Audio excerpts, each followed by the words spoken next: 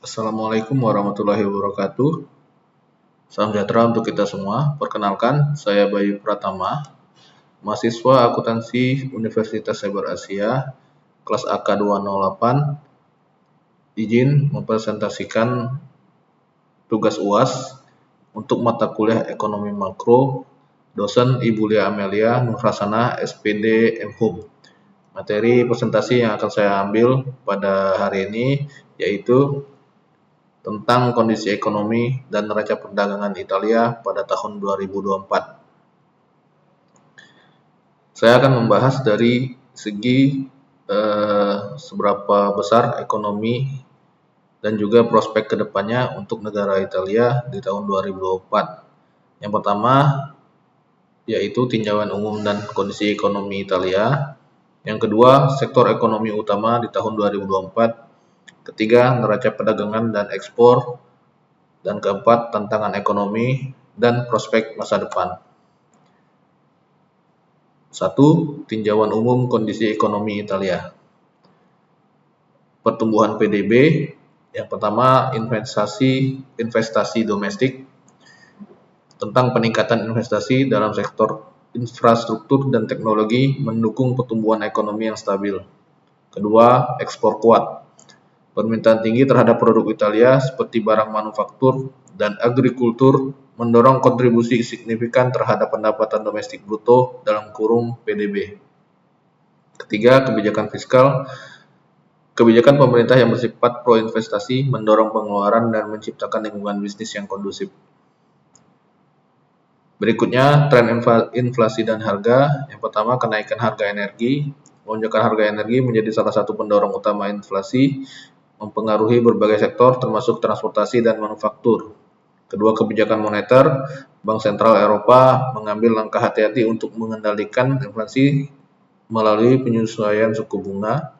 Terakhir, kebutuhan konsumen. Perubahan pola belanja konsumen akibat peningkatan harga barang sehari-hari mempengaruhi stabilitas pasar dalam negeri. Selanjutnya, tingkat pengangguran. Yang pertama, program pelatihan. Pemerintah mendukung program pelatihan keterampilan baru untuk meningkatkan daya saing tenaga kerja di pasar global. Kedua, pemulihan sektor pariwisata dan manufaktur menunjukkan pemulihan yang signifikan setelah periode stagnasi menciptakan lapangan kerja baru. Ketiga, tantangan regional.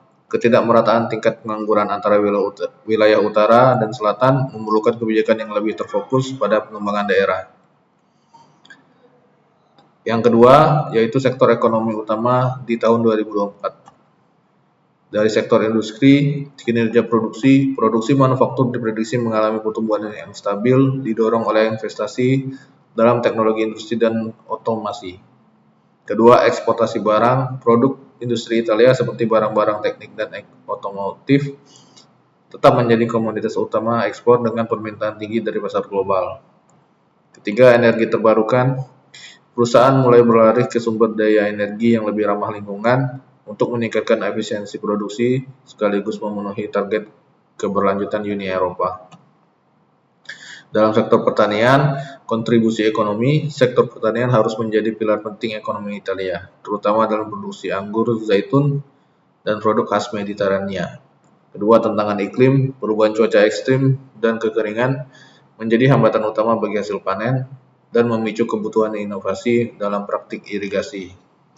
Ketiga, dukungan pemerintah. Subsidi dan program bantuan untuk petani kecil bertujuan menjaga kompetitivitas sektor ini di pasar lokal dan internasional. Dalam sektor jasa, yang pertama pariwisata, melanjutkan pemulihan dari dampak ekonomi pandemi. Sektor pariwisata menyumbang peningkatan pendapatan melalui pengembangan destinasi sejarah dan budaya. Dalam teknologi digital, pertumbuhan jasa berbasis teknologi seperti e-commerce dan layanan online berkembang pesat, didukung oleh investasi dalam infrastruktur digital serta finansial. Sektor jasa keuangan memperlihatkan stabilitas melalui reformasi perbankan dan peningkatan akses terhadap kredit untuk sektor usaha kecil dan menengah. Ketiga, neraca dan perdagangan ekspor. Komoditas ekspor utama, produk manufaktur, mesin industri, peralatan elektronik, dan kendaraan menjadi salah satu pilar ekspor dalam permintaan tinggi di negara-negara maju. Produk agrikultur, ekspor anggur, minyak zaitun, dan keju mendukung citra Italia sebagai pusat kuliner terkemuka di dunia. Barang mewah, produk fashion, perhiasan, dan barang kulit yang berkualitas tinggi terus menarik pasar global, khususnya Asia dan Amerika Utara. Industri farmasi, obat-obatan serta kimia medis yang inovatif menunjukkan pertumbuhan signifikan di sektor ekspor.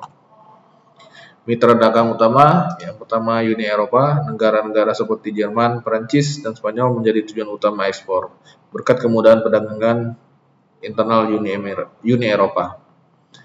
Kedua, Cina, permintaan dari Cina terus meningkat, khususnya untuk produk fashion Italia, barang manufaktur, dan produk agrikultur premium. Ketiga, Amerika Serikat, hubungan dagang dengan Amerika Serikat tetap kuat, terutama untuk barang mewah dan produk agrikultur berkualitas tinggi. Keempat, Inggris, meskipun Brexit memberikan tantangan baru, hubungan dagang Italia-Inggris tetap strategis untuk berbagai sektor ekspor utama. Selanjutnya, kebijakan perdagangan.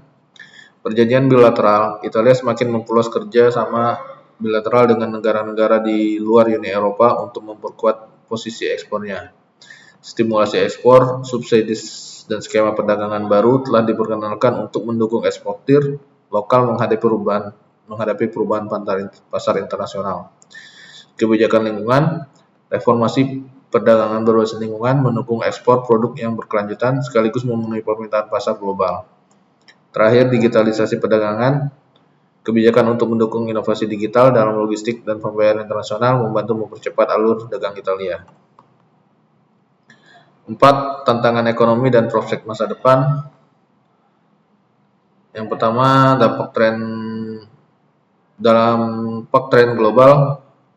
globalisasi, perkembangan perdagangan global dan rantai pasokan digital mendorong Italia meningkatkan efisiensi produksi dan ekspor, tetapi juga menimbulkan tekanan kompetitif dari negara berkembang. Ketidakpastian geopolitik, konflik internasional, dan perubahan kebijakan ekonomi oleh negara besar dapat mengganggu pasar ekspor utama dan investasi asing di Italia. Perubahan iklim, Italia menghadapi tantangan dalam menyesuaikan industri pertanian dan manufakturnya terhadap tuntutan keberlanjutan yang kian meningkat. Selanjutnya, utang dan defisit nasional. Tingkat hutang, rasio utang Italia yang tinggi terhadap PDB menekan kemampuan negara untuk melakukan investasi publik, terutama dalam bidang infrastruktur dan inovasi. Kedua, keseimbangan fiskal. Defisit anggaran menjadi masalah, memaksa pemerintah untuk mencari jalan tengah antara pengurangan pengeluaran dan perlindungan layanan sosial penting. Ketiga, reformasi pajak. Upaya penerapan kebijakan perpajakan lebih efisien bertujuan untuk meningkatkan penerimaan negara dan mengurangi ketergantungan pada pinjaman internasional. Selanjutnya, proyeksi pertumbuhan ekonomi lintasan moderat. Ekonomi Italia diperkirakan akan tumbuh dengan tingkat moderat selama tahun 2024, didukung oleh pemulihan sektor pariwisata dan ekspor barang manufaktur berkualitas tinggi. 2. Investasi teknologi, inisiasi program digitalisasi industri dan pengembangan AI diharapkan dapat membawa Italia ke posisi kompetitif dalam pasar global.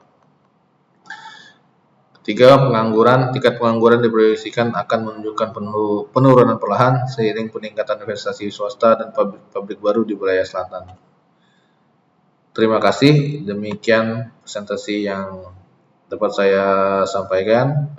Lebih dan kurangnya saya mohon maaf apabila ada kata-kata yang salah. Saya juga minta maaf. Saya akhiri, wabillahi taufiq wal hidayah. Wassalamualaikum warahmatullahi wabarakatuh.